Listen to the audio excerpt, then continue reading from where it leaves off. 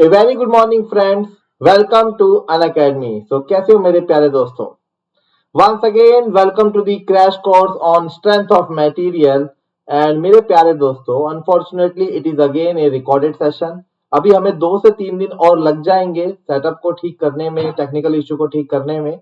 फिर उसके बाद मैं आऊंगा आप लोगों के साथ लाइव। बट मैं जुड़ा हुआ हूँ आप लोगों के साथ कमेंट बॉक्स में। मैं दूंगा आपकी सारी क्वेरीज के answer. So let's start the session my dear friend. मैं आपका दोस्त ऐश्वर्य पढ़ाता हूं आपको गेट एंड ईएससी के लिए। I have done my MTech from IIT Delhi और बीटेक मेरा जामिया कॉलेज दिल्ली से है। 4 बार मैंने गेट क्वालिफाई किया है with my best AIR 226 and मेरे पास है 6 से ज्यादा सालों का टीचिंग एक्सपीरियंस, 2 years का इंडस्ट्रियल एक्सपीरियंस। और मैं पढ़ाता हूं आपको these subjects on Unacademy platform, Unacademy special classes, Unacademy Plus, as well as on Unacademy official YouTube channel. Theory of structure, RCC, geotechnical engineering and strength of material. Okay और ये शानदार सा प्यारा सा कोड S10 जो लगाना है आपको कोई भी अनअकैडमी प्लस सब्सक्रिप्शन लेने से पहले in order to avail 10% off which is maximum discount given by Unacademy. Okay, now why Unacademy plus?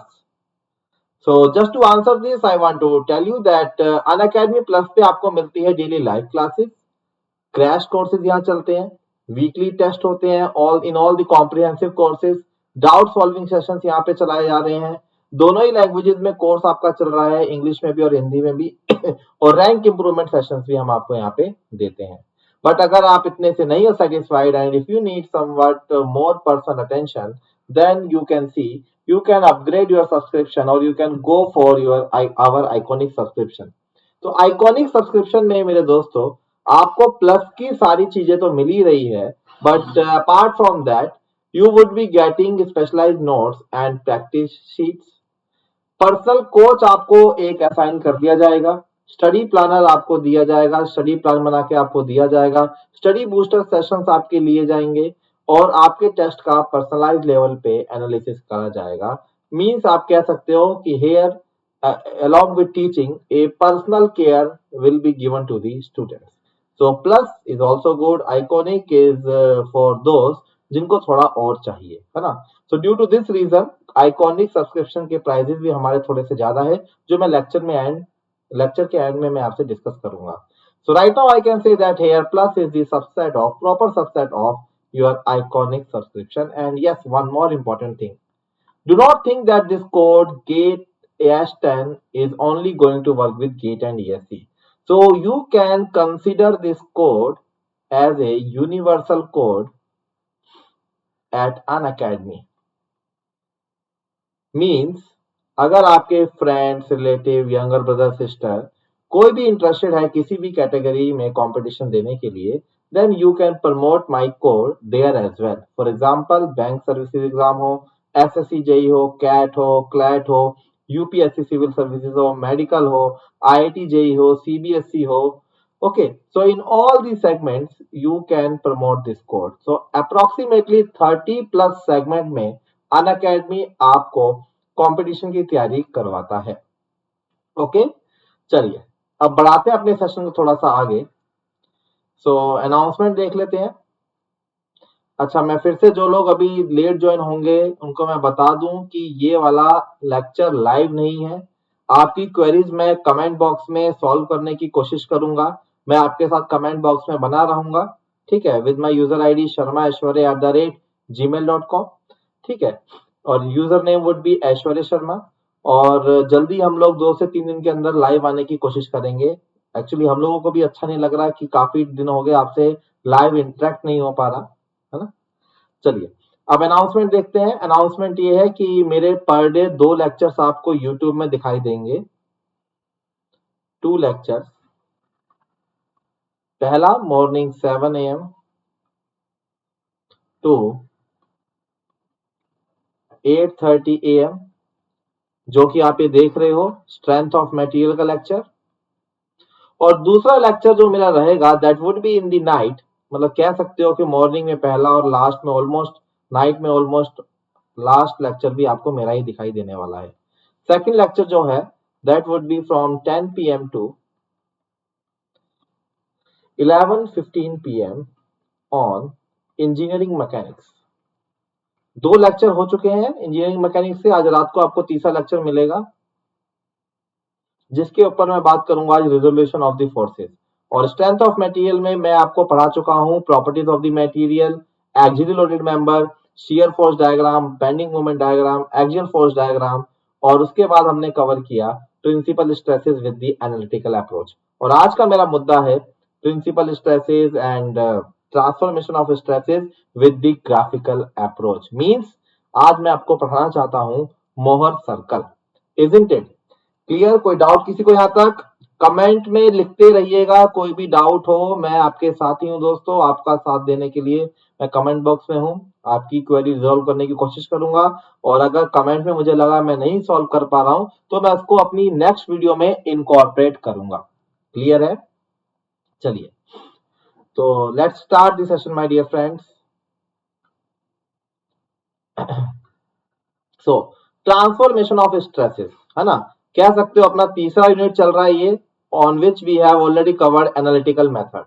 Analytical method में हमने क्या सीखा, जस्ट ए क्विक रिवीजन, कि अगर आपको किसी भी प्लेन पे normal stresses and shear stresses given है, नॉर्मल स्ट्रेसेस और शियर स्ट्रेसेस गिवन है,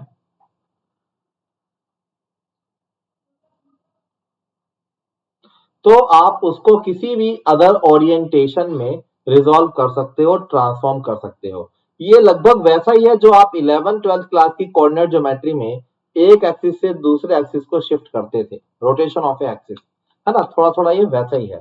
कंप्लीटली नहीं बोलूंगा मैं, और ये भी नहीं कहूंगा कि आप कंप्लीटली स्ट्रेस को रिजॉल्व कर रहे हो, क्योंकि दोस्तों रिजॉल्व होता है सिर्फ vector quantity, but stress here is not the vector quantity, it is the tensor. तो सबसे पहले अगर मुझे अपने स्ट्रेस को ट्रांसफॉर्म करना है, then first of all I have to convert my stress into force by multiplying it with proper area on which it is actually acting, और तब उसको फोर्स को रिजॉल्व करने के बाद eventually I have to divide the resultant force along the direction and perpendicular to the direction with that area on which I am actually interested in finding the normal stresses as well as shear stresses, है ना। तो procedure simple है, पहले stress को force में तब्दील करेंगे और फिर फोर्सों को रिजॉल्व करेंगे, और फोर्स को रिजॉल्व करने के बाद दोबारा उसको उस एरिया से डिवाइड करेंगे जिस ओरिएंटेशन में आप वो फोर्स निकाल बैठे हो, है ना। तो ये हमने इक्वेशन डिराइव की थी अपनी लास्ट क्लास में, और इसके ऊपर हमने कुछ न्यूमेरिकल्स भी डिस्कस किए थे। बट मैंने आपको कहा था कि ये तीन तीन इक्वेशंस याद करने की जरूरत नहीं है, इसकी डेरिवेशन मैंने आपको करवाई थी आप लोगों की डिमांड में। बट अगर आप सिर्फ ये पहली इक्वेशन ही याद रखते हो तब भी मैं आपका गुजारा करवा दूंगा। कैसे? ठीक, listen to me. Sigma x dash is sigma x plus sigma y by 2 plus sigma x minus sigma y by 2 cos 2 theta plus tau x y sin 2 theta. अच्छा, अगर सिग्मा वाई डैश निकालना है तो मैंने आपको बोला था कि x and y are mutually perpendicular. तो अगर आप इसी एक्सप्रेशन में थीटा को रिप्लेस कर दोगे दोस्त 90 प्लस थीटा से, तो अल्टीमेटली आप एक्स डैश से वाई डैश पे आ जाओगे। तो ये कोई अलग इक्वेशन नहीं है, इसी इक्वेशन में बस आपने थीटा को रिप्लेस करना है 90 प्लस थीटा से, तो आपको सिग्मा वाई डैश की इक्वेशन मिल गई, इजंट इट? तो इससे ये आ गया। अब आपके मन में आ रहा होगा सर शेयर कैसे आएगा? ठीक है, अब शेयर कैसे आएगा? शेयर निकालने का तरीका भी बहुत आसान है। ठीक है, शेयर निकालने के लिए आप क्या करोगे, इस पहले वाले नॉर्मल स्ट्रेस को आप डिफरेंशिएट करोगे, है ना, तो आपको मिलेगी ये शेयर स्ट्रेस की इक्वेशन, है ना। पहली वाली इक्वेशन को अगर आप डिफरेंशिएट करोगे, टू कॉमन ले लेना उसमें से, तो आपको मिल जाएगी ये शेयर स्ट्रेस की इक्वेशन। ठीक है, इसको जस्टिफाई करने के लिए मैंने आपको एक चीज बताई थी, प्रिंसिपल स्ट्रेसेस का कंसेप्ट बताया था कि प्रिंसिपल स्ट्रेसेस वो स्ट्रेस होते हैं जो प्रिंसिपल प्लेन पे लगते हैं, और प्रिंसिपल प्लेन वो प्लेन होता है जहां पे शेयर स्ट्रेसेस जीरो होते हैं। ठीक है, तो ये कह सकता हूं कि प्रिंसिपल प्लेन पे आपके शेयर स्ट्रेस जीरो होते हैं और प्रिंसिपल स्ट्रेस मैक्सिमम होते हैं। तो अगर इसको मुझे मैक्सिमाइज करना है इस फंक्शन को, तो इसका differentiation with respect to this variable theta must be equal to zero. तो अगर यहाँ पे शेयर स्ट्रेस जीरो है और अगर ये फंक्शन सिग्मा एक्स का मैक्सिमम है तो इसका स्लोप जीरो होगा। तो इसका मतलब मैं ये बोल सकता हूं यहाँ पे कि इस फंक्शन का जो डेरिवेटिव है वो जीरो है at principal plane and at principal plane shear stress is also equal to 0। तो मतलब इसको डिफ्रेंशिएट करने से मुझे मेरी शियर स्ट्रेस की इक्वेशन मिल जाएगी। तो ये मैंने आपको ट्रिक बताई थी कि अगर आपको सिर्फ पहली फंक्शन भी याद है तो based on this you can deduce these two expression. Is it clear? और इसके बाद हमने पढ़ा था कि किस तरीके से हम इन इक्वेशन से प्रिंसिपल प्लेन का एंगल निकाल सकते हैं। कैसे निकाल सकते हैं, क्या बताया था मैंने? जस्ट लिखो उसको कमेंट बॉक्स में, कैसे बताया था मैंने, कैसे निकालोगे? अभी अभी मैंने बोला प्रिंसिपल प्लेन मतलब शियर स्ट्रेस 0, या फिर प्रिंसिपल प्लेन मतलब जहां पे आपके नॉर्मल स्ट्रेसेस मैक्सिमम हो। तो या तो आप इस वाली इक्वेशन को 0 के बराबर रख दो, क्योंकि मुझे पता है प्रिंसिपल प्लेन है तो शियर स्ट्रेस 0 होगा, या तो आप इसका डेरिवेटिव 0 रख दो, क्योंकि मुझे पता है कि प्रिंसिपल प्लेन है तो स्ट्रेसेस मैक्सिमम एंड मिनिमम होंगे। तो जो भी आप कर रहे हो भाई, उनका मतलब अल्टीमेटली एक ही है कि this expression is ultimately equal to 0। तो यहीं से जब मैं इन दोनों को इक्वेट करके 0 रख दूंगा तो I will get here that tan to theta is equal to 2 tau xy upon sigma x minus sigma y। Okay, and 2 theta आपको जरूर इस फंक्शन में दिखाई दे रहा है, but actually the angle of failure you can से angle of the orientation is theta only, है ना। ये रिजॉल्व करके मैथमेटिक्स लगा के 2 थीटा मिला है, बट अगर आपको 45 डिग्री पे 45 डिग्री की ओरिएंटेशन पे आपको नॉर्मल और शियर स्ट्रेस निकालने हैं, then you guys have to substitute here 90 degree. मतलब आपने एंगल को डबल करके यहां डाल देना है साइन और कॉस फंक्शन में। You will be getting your corresponding transformation of the stresses both in the perpendicular direction as well as along the shear direction, or you can say tangential direction, isn't it? चलो, तो एक बार principal stresses के फॉर्मूले भी revise हो जाए।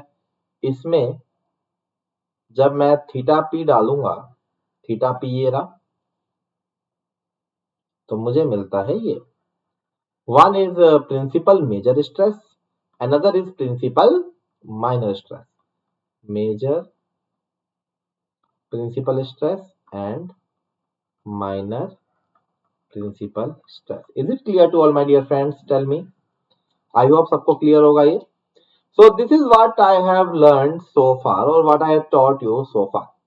अब देखते हैं इसके ऊपर। हाँ, हमने न्यूमेरिकल भी किए थे, ऑब्वियसली न्यूमेरिकल रिपीट नहीं करवाऊंगा, you can watch to my earlier videos. और हाँ, अगर आपको उन न्यूमेरिकल से भी सेटिस्फेक्शन नहीं है तो मैंने गेट के प्रीवियस ईयर PYQs आपको करवाए हैं on YouTube. Get PYQs on strength of material, जिसके अंदर मैंने अभी तक कवर किया है SFD BMD और आपका properties of material, axial loaded member and transformation of stresses. तो अगर आपको कुछ और न्यूमेरिकल्स प्रैक्टिस करने हैं तो आप मेरे गेट प्रीवियस ईयर वाले सेशन भी देख सकते हो। ठीक है, चलिए रिमेनिंग टॉपिक्स मैं जल्दी लेके आऊंगा। My session would be geotech session, तो मैं ले रहा हूं आपका हर एक फ्राइडे को 2:30 to 3:30 PM, है ना। और इसके रिमेनिंग क्वेश्चंस भी मैं आपको जल्दी सॉल्व करवाऊंगा, मोस्ट प्रोबेबली ऑन संडे। ठीक है, आपको शेड्यूल शेयर कर दिया जाएगा। So let's proceed to the Mohr circle. ठीक है, so Mohr circle is just the graphical representation of the same equation which we have learned so far। मतलब जो भी अभी हमने एनालिटिकल पढ़ा है, इसी को अगर मैं ग्राफ पेपर पे बना के पढ़ूं तो मुझे एक सर्कल मिलता है। वो सर्कल को मैं पढ़ाऊंगा आपको, और सर्कल को नाम दिया जाएगा मोहर सर्कल, है ना। तो सबसे पहले मोहर ने इसको ड्रॉ किया तो इसलिए इसका नाम क्या पड़ गया? Mohr circle. पूरा नाम है क्रिश्चियन ऑटो मोहर, है ना। क्लियर है कि नहीं है? अब देखो, अब आपको भी लग रहा होगा सर ये सीधी सादी साइन कॉस वाली इक्वेशन है, ये सर्कल कैसे बना देगी, है ना। तो उसके लिए आप टेंशन मत लो, वो मैं हूं, वो मैथमेटिकल काम करने के लिए मैं आपके साथ हूं। मैं आपको बताऊंगा कि किस तरीके से ये जो इक्वेशन है ये सर्कल में तब्दील हो रही है। बस आपको ये पता होना चाहिए कि अगर ये मेरे पास कोई कोऑर्डिनेट एक्सिस है, let's say this is my x axis and this is my y axis and this a, b is the centre of the circle. तो what is circle?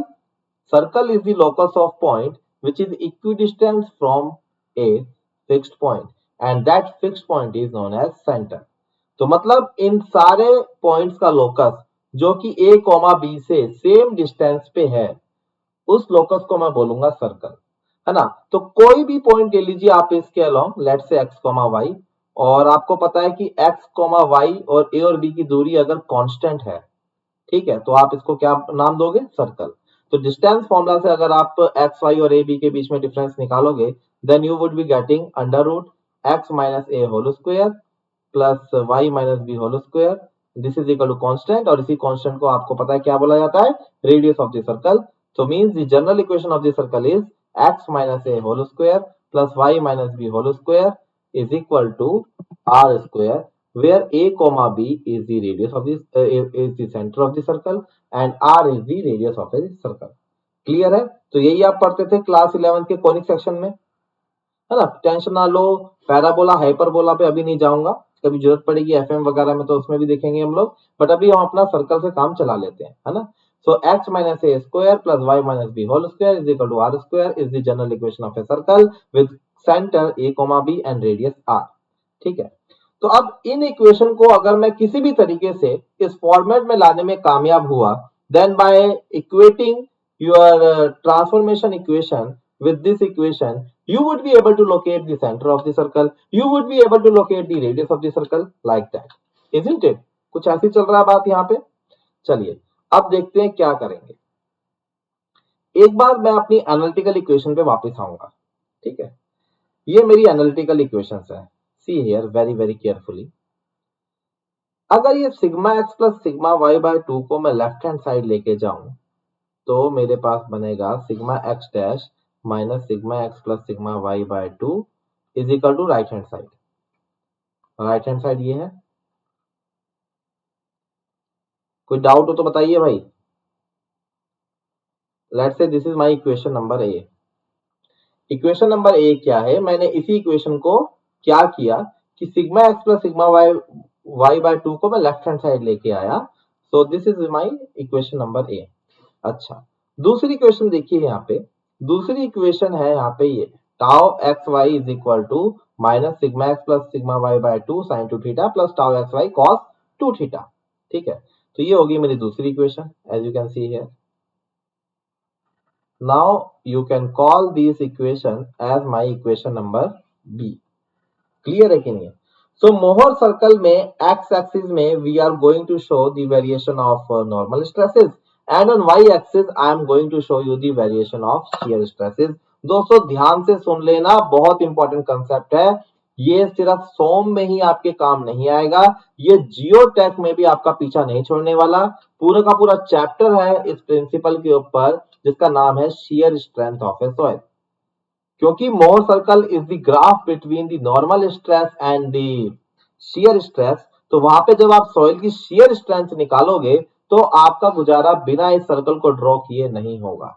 either you must be comfortable with the analytical solution or you must be comfortable with the graphical solution, है ना। मेरे लिए graphical कुछ भी नहीं है, ये एनालिटिकल कोई मैं ग्राफ बना के आपको दिखा रहा हूं, और अभी थोड़ी देर बाद आपको भी समझ में आने वाला है कि क्यों मैं इसको बोल रहा हूं कि एनालिटिकल ये इसका ग्राफिकल सॉल्यूशन है।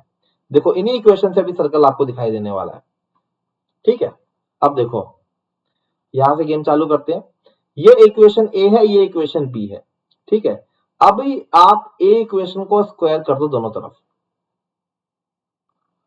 Sigma x minus sigma x plus sigma y by 2। Okay, इसको नॉर्मली ले लेते हैं। मेरा एक तो छोटा है ना, एक्स बराबर रहता है, मैं इसको ऐसे कर दूं, मैं इसको कैपिटल एन से रिप्रेजेंट कर देता हूं। ठीक है, इसको स्क्वायर कर दो। So this is equal to sigma x minus sigma y by 2 cos 2 theta, sigma x minus sigma y by 2 into cos 2 theta plus tau x y sine 2 theta, tau x y sine 2 theta. तो यहां भी square कर देते हैं। ठीक है, ये B के पास भी आ जाओ।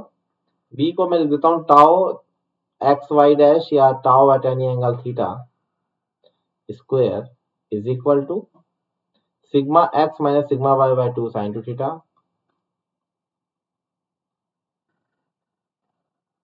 Sign 2 theta square plus tau x y cos 2 theta plus tau x y cos 2 theta का होल स्क्वायर। ठीक है, स्क्वायर कर दिया, अब इनको ऐड भी कर दो लगे हाथ, है ना। तो अगर मैं इसको ऐड करता हूं तो मुझे मिलेगा, मैं नेक्स्ट पेज पे लिख रहा हूं, देखो left hand side would be sigma n minus sigma x plus sigma y by 2 का whole square plus tau theta या टाउ एक्स वाई डैश कुछ भी लिख लो, दिस इज इक्वल टू, अब देखो इनको सॉल्व करना चालू करो, this square plus 2ab, this square plus 2ab, a plus b whole square is a square plus 2ac plus b square. तो इन दोनों को अगर मैं एक्सपेंड करूं then I can write here sigma x minus sigma y by 2 whole square sine cos square theta, theta मैं बोल रहा हूं बट वो 2 थीटा है। Next tau x y square sine square theta मतलब 2 theta plus 2 into sigma x minus sigma y by 2 cos 2 theta into tau x y into sine 2 theta. चलो ये तो हो गया इसका एक्सपेंशन। अब नीचे वाले का एक्सपेंशन देखते हैं, प्लस फोटो बीच में आ रही होगी तो मैं हटा देता हूँ थोड़ी देर के लिए। So it is equal to ये, इसको अगर मैं एक्सपेंड करूंगा तो कितना आ जाएगा, sigma x minus sigma y by 2 का square sigma x minus sigma y by 2 का square into sine square 2 theta, और ये कितना आ गया, tau x y square cos 2 theta tau x y square cos square 2 theta minus y minus, because it is minus a plus b whole square, minus a plus b whole square, पहला term मैंने positive लिख दिया क्योंकि minus a into minus a will going to be plus a square, but minus 2 into a into b, तो same thing जो यहाँ पे होगा that would be minus 2 into sigma x minus sigma y by 2 cos 2 theta sine 2 theta, sorry not cos 2 theta, फर्क कुछ नहीं पड़ेगा but mathematical में सही होना चाहता हूं,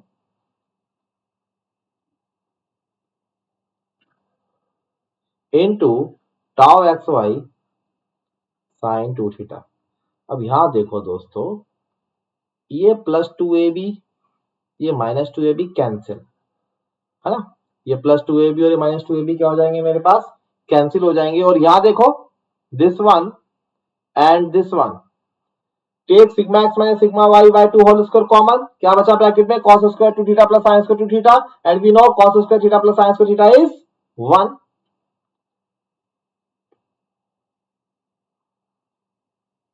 तो मैं इसको लिख रहा हूं sigma n minus sigma x plus sigma y by 2 का होल स्क्वायर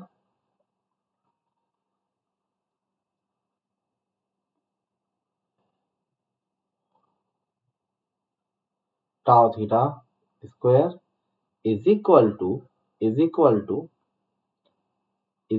थोड़ी जगह छोड़ देता हूं मैं, यहाँ पे बताऊंगा क्या छोड़ी है, this plus this is sigma x minus sigma y by 2 whole square,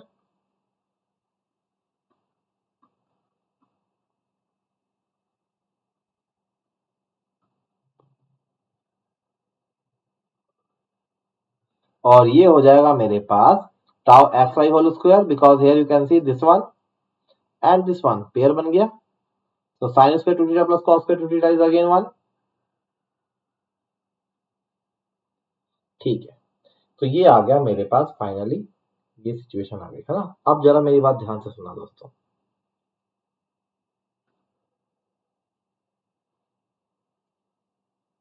इस टाउ थीटा स्क्वायर को मैं ऐसे लिखना चाहता हूं, टाउ थीटा स्क्वायर की बजाय मैं इसको लिखूंगा टाउ थीटा माइनस 0 का स्क्वायर, लिख सकता हूं मैथमेटिकली, कोई गलत तो नहीं कर रहा हूं मैं, still it is tau theta square.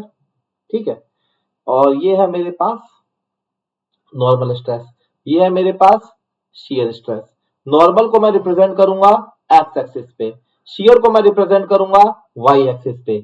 तो ये x माइनस सम कांस्टेंट का square plus y minus zero square, zero is again constant, तो sigma x plus sigma y by 2 you can say, and zero, this is nothing but the centre of the circle.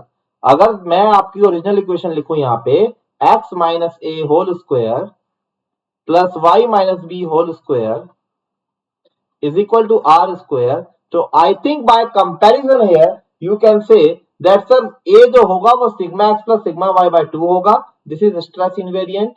ये perpendicular direction में जो सम होता है वो हमेशा क्या रहेगा, कांस्टेंट रहेगा। so this zero is again constant, b is zero here, and this is nothing but this quantity is square of the radius, right hand side is the square of the radius। so I can say here or I may conclude here that, देखा जरा यहाँ पे ध्यान से, video ले आता हूं वापस, that sigma n minus sigma x plus sigma y by 2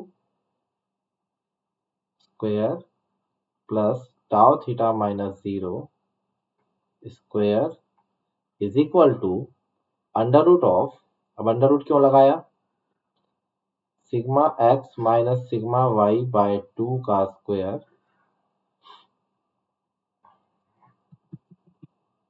plus tau x y का स्क्वायर। तो यहाँ पे मैं सेंटर लिख रहा हूं a comma b as sigma x plus sigma y by 2 comma 0, और यहाँ पे मैं रेडियस लिखूंगा एस अंडर रूट ऑफ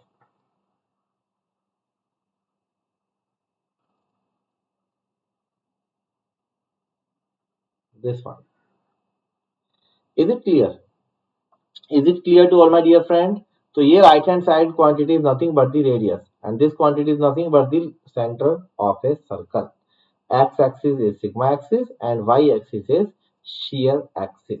ठीक है, तो ये कंसेप्ट फिर से आपका रिपीट होता है जियोटेक के अंदर। जनरली मैं वहां भी ये डेरिवेशन करवा देता हूँ, बट बार बार इसकी रिक्वायरमेंट नहीं है, बस आपको ये फील हो जाए कि किस तरीके से चीजें घूमेंगी अलोंग ए सर्कल। ठीक है, वैसे देखो क्लियर यहीं से हो जाना चाहिए था कि कुछ सर्कल जैसी चीज आएगी। पोलर कोऑर्डिनेट आपको पता है, अगर r cos theta r sin theta में आप इसको रिप्रेजेंट करते हो तो आपको एक पोलर फॉर्म में इक्वेशन मिलती है। देखो यहाँ भी लगभग वैसी था, cos theta sin theta, cos sin theta cos theta. तो अल्टीमेटली आपके जो वेरिएबल्स है वो पोलर कोऑर्डिनेट्स में कन्वर्ट हो रहे थे। चलो, तो अब इसको मैं प्लॉट करके दिखाऊं आपको। अगर मैं इसको प्लॉट करके दिखाऊं तो इसको मैं कुछ ऐसे प्लॉट करूंगा। अच्छा, एक जनरल नॉलेज चीज बता रहा हूँ, आपके पता नहीं इतने यूज आएगी कि नहीं आएगी। मोमेंट ऑफ इनर्शिया सब लोग जानते ही होंगे, और देखो मोमेंट ऑफ इनर्शिया जो होता है ना, ये बात पता नहीं होती लोगों को, वो भी सेम यही नियम फॉलो करता है जो प्रिंसिपल स्ट्रेस फॉलो करता है ना, बट हम उसके बारे में इतना पढ़ते नहीं है। मोमेंट ऑफ इनर्शिया भी जैसे यहाँ पे भी आप किसी भी दो परपेंडिकुलर एक्सिस का सम करोगे स्ट्रेसेस का, then that will be equal in moment of inertia as well. I x x plus I y y is equal to I alpha alpha plus I beta beta. But शर्त यह है कि जैसे x और Y के बीच में angle 90 degree होना चाहिए, ठीक उसी तरीके से अल्फा और बीटा एक्सिस के बीच में भी एंगल क्या होना चाहिए, 90 डिग्री का होना चाहिए। तो वो भी सेम यही नियम फॉलो करता है जो आपका स्ट्रेस फॉलो करता है, जो आपकी टेंसर क्वांटिटी फॉलो करती है ना। तो अब इसको अगर मैं सर्कल बना के दिखाऊं, सर्कल इस पे थोड़ा मुश्किल होगा बनाना, बट ट्राई करता हूं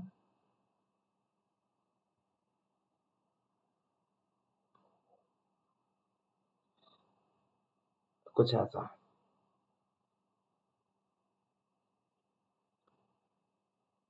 चलो ठीक ही बन गया लगभग।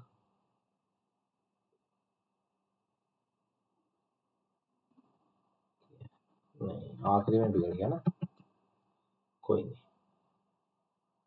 अच्छा, जियोटेक में एक चीज आपको और डिफरेंट लगेगी यहाँ से, यहाँ पे मैं टेंसाइल को पॉजिटिव ले रहा हूं, उसको मैं राइट हैंड साइड पे बनाऊंगा पॉजिटिव एक्सिस पे, कंप्रेशन को नेगेटिव साइन में, है ना। बट जियोटेक के अंदर देखो क्या होगा, जियोटेक के अंदर आपकी सॉइल पता है कि soil will not be able to take any tensile stresses. तो वहां पे जो मोर सर्कल मैं बनाऊंगा वहां पे कंप्रेशन को पॉजिटिव लेकर वहां पे बनाऊंगा। क्लियर है कि नहीं है? तो ये दूसरा डिफरेंस आ जाता है। अब देखो, if this axis is your shear axis and if this axis is your normal axis, तो ये है आपका सेंटर, और सेंटर अभी अभी हमने लोकेट किया, it is sigma x plus sigma y by 2 comma 0। तो ये हो जाएगा आपका सिग्मा वाई कहीं पर भी, और ये हो जाएगा आपका सिग्मा एक्स कहीं पर भी।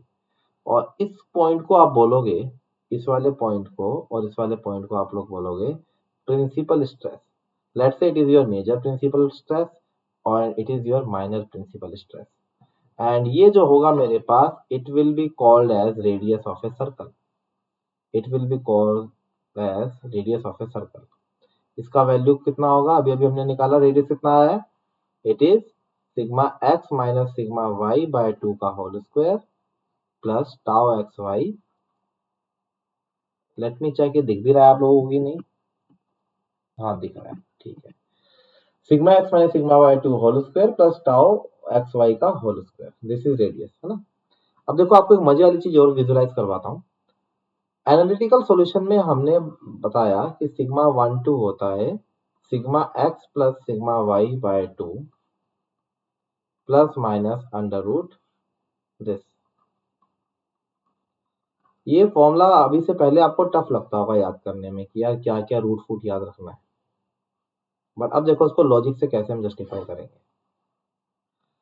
मेरे को इधर जाना है और मेरे को इधर जाना है, ये है मेरे पास मेजर प्रिंसिपल स्ट्रेस और ये है मेरे पास माइनर प्रिंसिपल स्ट्रेस। तो सबसे पहले मैं बीच में खड़ा हो गया। अगर मैं बीच में खड़ा हो गया तो मेरा भी एड्रेस क्या है, मेरा एड्रेस है सेंटर ऑफ द सर्कल, मतलब कि sigma x plus sigma y by 2, है ना। तो अगर मुझे मेजर में जाना है, मतलब सिग्मा 1 के पास जाना है, तो ये मेजर वाला पॉइंट सेंटर से कितना दूर है, रेडियस टाइम्स प्लस है।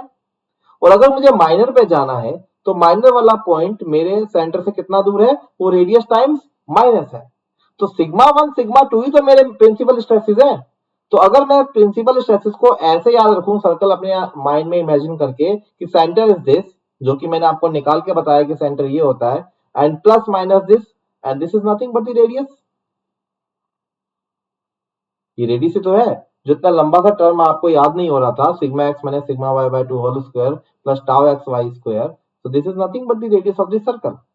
तो अगर आप सेंटर में रेडियस जोड़ोगे तो मेजर के पास जाओगे, अगर आप सेंटर से रेडियस घटाओगे तो माइनर के पास आओगे।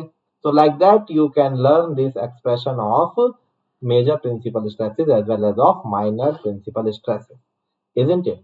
अच्छा, एक चीज आपसे और बहुत ज्यादा पूछी जाती है कि यार maximum shear stress, maximum shear stress is nothing but also equal to sigma x minus sigma y by 2 का whole square plus tau x y square. अब देखो यार, एक ऐसा सर्कल है जिसका सेंटर एक्स एक्सिस पे लाई कर रहा है, और आपको पता है y axis is representing here the shear strength, y axis is representing here the shear strength. तो वाई का वैल्यू मैक्सिमम कितना हो सकता है उस सर्कल का जिसका सेंटर एक्स एक्सिस पे लाई कर रहा है, then the maximum possible value of y can be equal to r only, it is equal to the radius only। यही तो देखो इसका पीक है। तो maximum shear stress is also given by this quantity, है ना, रेडियस ऑफ द सर्कल। अब एक आप किताब में फॉर्मूला और लिखा देख लेते हो कि सर हमने तो सिग्मा टाउ मैक्स का वैल्यू पढ़ा था सिग्मा 1 माइनस सिग्मा 3 बाय 2 या फिर सिग्मा 1 माइनस सिग्मा 2 बाय 2। तो उनके लिए भी मैं बता दूं कि वो भी कोई बहुत नई चीज नहीं है।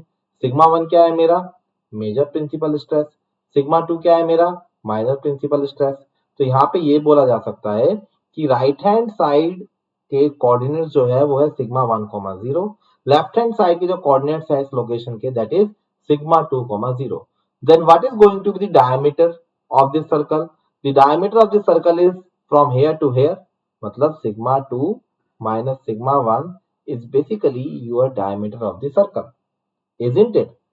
तो सिग्मा 2 माइनस सिग्मा 1 अगर आपका सर्कल का डायमीटर है तो रेडियस कितना होगा, radius would be sigma 2 minus sigma 1 by 2। So sigma 2 minus sigma 1 by 2 is nothing but the radius, and that is why tau max is also equal to sigma 2 minus sigma 1 by 2। ये जितना मैंने इस page में लिखा है ना, एक numerical बता देना गेट का जो इससे ना बने आपसे, ये जो पॉइंट, और कोई रटवा नहीं रहा हूं मैं आपको, हर एक के प्रूफ दे रहा हूं, हर एक के आपको सॉल्यूशंस निकाल के बता रहा हूं। क्लियर है कि नहीं है? Although it is A crash course, है ना, बट मैं डायरेक्ट एक्सप्रेशन लिख के आपको 2 क्वेश्चन करा के आगे बढ़ सकता था, बट मेरा यहाँ पे मिशन है आप लोगों के एकदम कंसेप्ट क्लियर करना, क्योंकि मैंने आपको पहली क्लास में प्रॉमिस किया था कि although it is A crash course, but मैं इसको क्रैश कोर्स होने नहीं दूंगा, इसके अंदर भी मैं सारे के सारे इंपॉर्टेंट कंसेप्ट आपको बताते हुए चलूंगा। क्लियर है कि नहीं है? So this is going to be my tau max. Either देखो, टाउ मैक्स तो रेडियस है, रेडियस चाहे आप एक्स टाउ की फॉर्म में लिखो, चाहे आप प्रिंसिपल स्ट्रेसेस की फॉर्म में लिखो, it is not going to make any difference for me, isn't it? Okay. और एक चीज यहाँ पे और देखना, why I am calling stress as invariant. मुझे पता है अगर सिग्मा 2 और सिग्मा 1 इन इसके डायमेट्रिक एंड है, तो सिग्मा 1 सिग्मा 2 का एवरेज भी देखो यही आ रहा है, सिग्मा 1 प्लस सिग्मा 2 बाय 2, और सिग्मा एक्स और सिग्मा वाई का सेंटर भी यही आ रहा है। So that is why I can say here that my sigma x plus sigma y is also equal to sigma 1 plus sigma 2. This is known as stress invariant. कल को जाके जब आप एमटेक वगैरह में फाइनाइट एलिमेंट मेथड वगैरह पढ़ोगे ना, तो इन इक्वेशंस का फायदा आप उठाओगे वहां पर भी। क्लियर है कि नहीं है? मैं फिर से रिपीट कर रहा हूं कि जो भी चीज मैंने आपको स्ट्रेस के लिए बताई, it is equally holding good for movement of inertia. वहां पे आई x x I y y आपके एक्स और वाई प्लेन के मूवमेंट ऑफ इनर्शिया होते हैं, और वहां पे आप एक टर्म और पढ़ते हो, क्रॉस मूवमेंट ऑफ इनर्शिया। तो क्रॉस मूवमेंट ऑफ इनर्शिया का किरदार वहां पे निभाएगा आपका शियर स्ट्रेस। मींस अगर मैं एनालॉजी करूं तो I x x I y y आपके सिग्मास हो गए, एंड आई एक्स वाई या आई वाई एक्स आपका शियर स्ट्रेंथ हो गया। Then you can get there the equivalent circle, है ना। Last but not the least, अब इस एंगल की बात कर लेते हैं। आपको अगर किसी भी थीटा एंगल पे, आपको किसी भी थीटा एंगल पे अगर ये नॉर्मल और ये शियर निकालना है ना, तो मैंने आपको पहले ही बताया कि यहाँ पे एक्सप्रेशन में आपको cos two theta sin two theta मिलता है। तो मतलब आपको यहाँ पे क्या देखने को मिल रहा है कि अगर आपको 45 डिग्री पे निकालना है तो आपको यहाँ पे रखना पड़ता है 90 डिग्री। अगर आपको 30 डिग्री पे निकालना है ओरिएंटेशन पे, तो यहाँ पे आपको क्या रखना पड़ेगा, टू थीटा जगह 60 डिग्री। तो इसी तरीके से इक्वेशन रन करती है। ये सर्कल अगर आप जो देख रहे हो, इसका अगर आप एंगल मेजर करने वाले हो यहाँ से, then it is going to be 2 times of theta. It is going to be 2 times of theta. मतलब अगर आपको मैक्सिमम शियर स्ट्रेस का प्लेन चाहिए, then it is going to be this 2 theta 90 degree, मतलब 45 degree with respect to principal stresses. Is it clear और not? तो angle circle में 2 theta के हिसाब से वेरी होगा, बट आपका फेलियर प्लेन या angle of required plane you can say, that is actually varying by theta. तो यहाँ पे एंगल कर देना है आपने 2 theta. Okay, is it clear to all my dear friends? है ना। बाकी किताब में प्रोसीजर होते हैं कि procedure to draw the Mohr circle, कि sigma x tau x y, sigma y tau y x आपको दे रखा है, उसको लोकेट करो, उन दोनों को स्ट्रेट लाइन से जोड़ दो, जहां पे वो एक्स एक्स को काटेगा वो आपका सेंटर होगा, उस सेंटर और उसको रेडियस मान के कंप्लीट सर्कल कंपास से ड्रॉ कर दो। That is the written procedure, है ना। मुझे नहीं लगता कि मुझे वो सब डिक्टेट करना पड़ेगा, इतना कॉमन सेंस है कि सिग्मा एक्स ये सिग्मा वाई ये, इन दोनों पॉइंट्स को अगर आप जोड़ भी दोगे, then you would be getting this diameter, और जहां पे भी डायमीटर एक्स एक्स को काटेगा वो आपका सेंटर हो जाएगा। उस सेंटर को मद्देनजर रखते हुए आपने एक सर्कल ड्रॉ कर देना है with radius this one. Is it clear to all? अरे बोलो भाई, क्लियर है सब लोगों को? Is it clear? ठीक है। तो इसके ऊपर देखो एक आधा न्यूमेरिकल इसकी एप्लीकेशन पे देख लेते हैं। ये मैं आपके लिए लिख के भी लाया था नोट्स। ओके, तो अब देखते हैं आपने क्या सीखा। जस्ट ए क्विक क्वेश्चन, और ये भी गेट में आया हुआ क्वेश्चन है। The major and minor principal stresses at a point are 3 and -3 ampere respectively, and we have to find the maximum shear stress at the point. देखो friends, हर एक स्टूडेंट का एक अपना कंफर्ट जोन होता है कि वो किस तरीके से कंफर्टेबल है क्वेश्चंस के अंदर, है ना। मुझे अच्छा लगता है कि जितना ज्यादा क्वेश्चन, जितनी ज्यादा चीजें आप ग्राफ पे देख पाओ, पेपर पे देख पाओ, विजुलाइज कर पाओ, उतने आपके माइंड में क्लैरिटी आती है ना। तो ये वजह है कि मैं इस क्वेश्चंस को सॉल्व करूंगा आपके लिए ग्राफिकल मेथड से। हालांकि पिछली क्लास में मैंने कुछ क्वेश्चंस लिए थे, उसको मैंने एनालिटिकल से किया था, तो इनको आज मेरा टॉपिक था मोहर सर्कल, तो मैं इनको ग्राफिकल से करके दिखाऊंगा। ठीक है, तो सी हियर,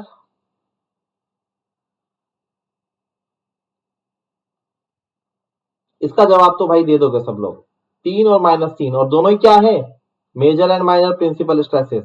एक तरह से आप ये देखो ना कि आप मैथ के स्टूडेंट हो, आपको डायमीटर के दो पॉइंट दे दिए, एक पॉइंट है 3,0, एक पॉइंट है -3,0। तो यार आप ही बताओ इसका डायमीटर कितना है, 6, रेडियस कितना है 3। पूछ क्या रहा है आपसे, मैक्सिमम शियर स्ट्रेस, और मैक्सिमम शियर स्ट्रेस अभी अभी बताया किसके बराबर है, रेडियस के बराबर। तो कौन सा ऑप्शन बैठ गया, 3 MPa, खत्म। अब इसको सर्कल बना लो या फॉर्मूला याद कर लो, σ1 - σ2/2, या इसको ऐसे देख लो कि डायमीटर बाय 2 इज रेडियस, वो आपके ऊपर है। It is -3, it is +3।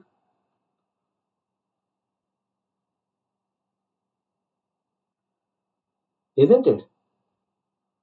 चलिए सिमेट्रिकल सर्कल है ये, -3 +3 and this is also 3, so this is the shear strength, option B, है ना, इजी था ना। चलो ये वाला बताओ फिर। If a small concrete cube is submerged deep in still water in such a way that the pressure exerted on all the faces of the cube is P, then my dear friends, you have to find the maximum shear stresses developed inside the cube is। अब gate में आया था ये भी question, कईयों को लगा sir RCC हमने पढ़ा नहीं है तो छोड़ दो, क्योंकि यहाँ पे कंक्रीट लिखा हुआ है।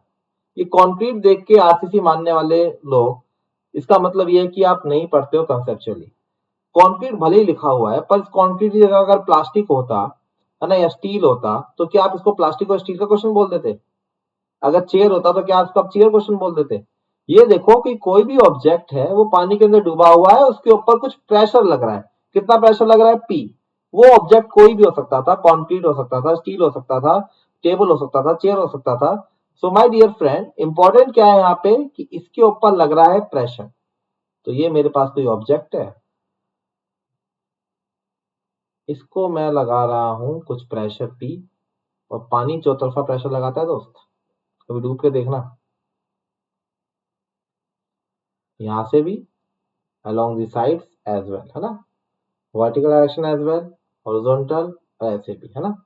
अब देखो क्योंकि क्यूब का size with respect to the dimension of the you can say bucket और वो would be very very less, तो मैं इस हाइट के डिफरेंस को इनसिग्निफिकेंट मान रहा हूँ।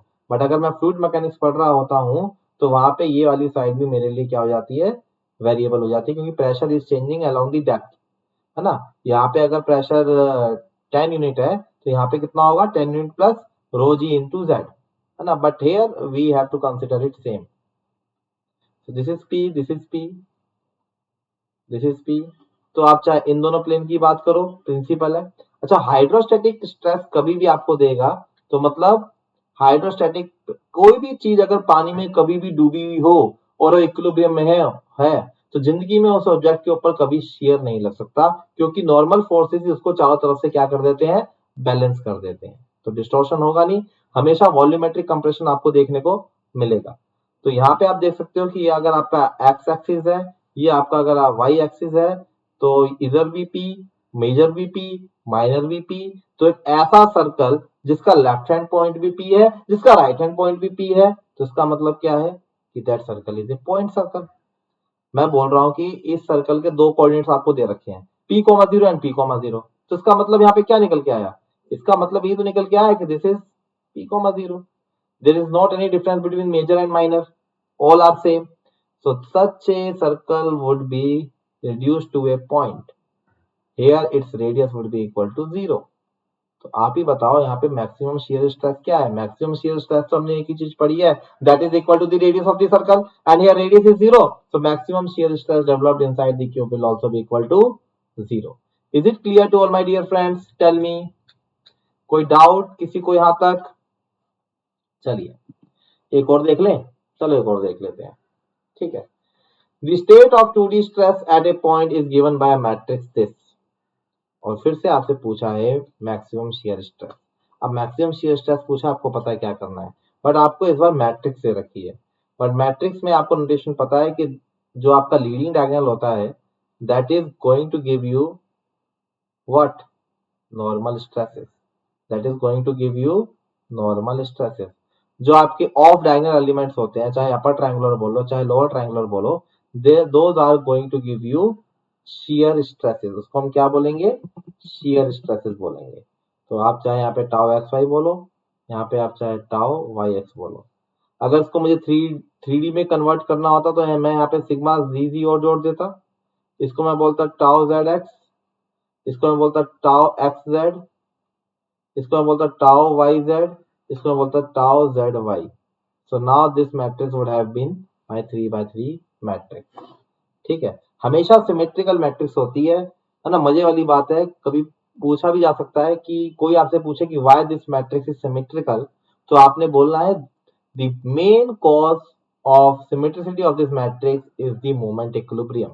जो आपके, आई होप सबको सिमेट्रिक का मतलब पता हो। अगर आप इस मैट्रिक्स को ट्रांसपोज भी कर दोगे, if still you are going to get the same matrix, then such a matrix is known as symmetric matrix. और अगर आप ट्रांसपोज करने के बाद आपको मैट्रिक्स नेगेटिव साइन के साथ दिखाई देती है, उसको हम लोग बोलते हैं स्क्यू सिमेट्रिक।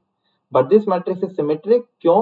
क्योंकि यहाँ पे tau x y is equal to tau y x, tau x z is equal to tau z x, tau y z is equal to tau z y, है ना। और ये दोनों है क्यों बराबर? क्यों मालूम है इनको बराबर?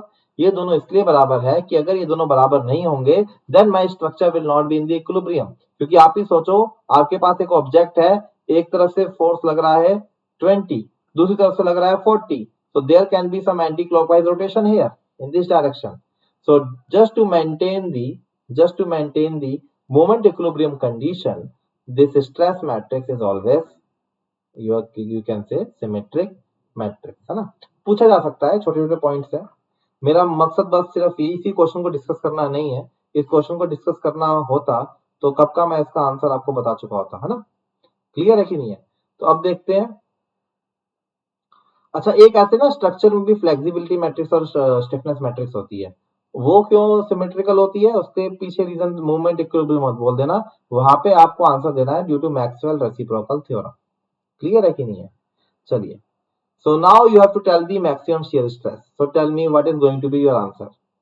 क्या आपका आंसर होगा? देखो, अगर आपको मैट्रिक्स दे रखी होती ऐसी 100, 20, 0, 0, तो आपको देखते ही समझ जाना चाहिए था कि यहाँ पे शियर स्ट्रेस 0 है, जब नॉर्मल स्ट्रेस 100 और 20 है। तो इसका मतलब ये 100 और 20 क्या है? प्रिंसिपल स्ट्रेस है। मेजर कौन है? 100। माइनर कौन है? 20। तो रेडियस कितना हो जाएगा इसका? 100 माइनस 20, 80। तो डायमीटर कितना हो जाएगा? 80। तो रेडियस कितना हो जाएगा? 40, है ना। In that case that would have been the answer. इस क्वेश्चन को अगर मैं डिजाइन करता ना, तो ऑप्शन में 40 भी जरूर डालता। ठीक है, बट अगर आपने ऐसी हरकत की है और आपको कोई भी ऑप्शन नहीं मिला, आई कैनॉट बिलीव कि it is a GATE question, it must be here. 40 भी यहाँ होना चाहिए था। तो 40 भी लगाने वाले टिक बहुत सारे लोग आपको मिलते। But my dear friend, GATE आपके ऊपर रहा इस साल मेहरबान। तो अब देखो, now my next task is to obtain the radius. Principal stresses नहीं है तो डायरेक्टली मेरे को रेडियस नहीं मिले, तो indirectly how can I calculate them? Radius is equal to sigma x minus sigma y by 2 का whole square plus tau x y का square. So it is, you can say, 40 square plus 30 square. So answer is 50. So answer is A, option A. Is it clear to all my dear friends? Tell me. चलिए, तो दोस्तों यहीं तक रहने देते हैं। कल कुछ और क्वेश्चंस करेंगे और स्टार्ट करेंगे अपना next topic which is bending stress, you can say. And yes, this is our some famous playlist at Unacademy GATE C. You can see here इतने सारे सब्जेक्ट्स हम खत्म कर चुके हैं, और पैरेलली इस समय इतने ही सब्जेक्ट्स आपके रनिंग में भी हैं। Fluid mechanics, strength of material, steel, Jio technical engineering, RCC in Hindi, OCF, structure, surveying, irrigation, geotech, environment, hydrology, highway, है ना। तो ऑलमोस्ट पूरा कोर्स आप लोगों का हम लोग खत्म करने वाले हैं। और ये जिस बैच में अभी मैं आपको पढ़ा रहा हूँ, ठीक है, it is mainly target for 2021। और जिस बैच में मैं रात को पढ़ाता हूँ, that is laminar batch, that is for second and third year student, जहां पे हम लेयर बाय लेयर बच्चों को अपग्रेड करेंगे। क्लियर है? चलो, और जैसा कि मैंने आपको बताया था कि सेशन के लास्ट में मैं आपको जरूर बताऊंगा कि what are going to be the cost here. So for plus courses after applying S10, you have to pay 27,225. For 18 month subscription after applying S10, you have to pay 34,650, and for 24 month after applying S10, you have to pay 39,600. और iconic का जैसे मैंने आपको बताया था कि it is slightly on the higher side because यहाँ पे ज्यादा एफर्ट लगाता है अन अकेडमी आपके लिए, है ना। पढ़ाने के साथ साथ कुछ पर्सनल अटेंशन भी वो आपको दे रहा है। सो डेडिकेटली एक फैकल्टी आपको असाइन किया जाता है।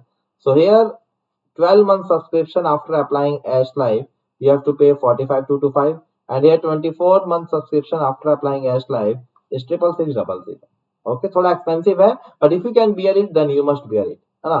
फायदे हैं दोस्त, पैसे लग रहे हैं तो फायदे हैं, ऐसे ही नहीं है कुछ भी। क्लियर है? Isn't it clear?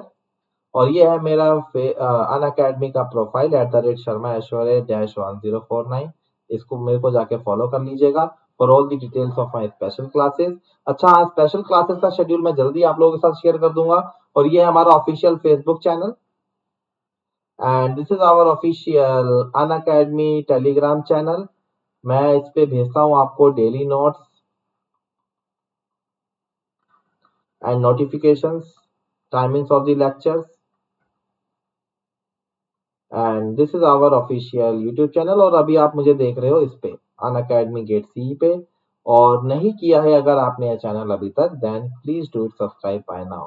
Thanks a lot my dear friend, thanks a lot. Good morning once again, have a nice day, stay safe and don't go outside if it is not required. Good day.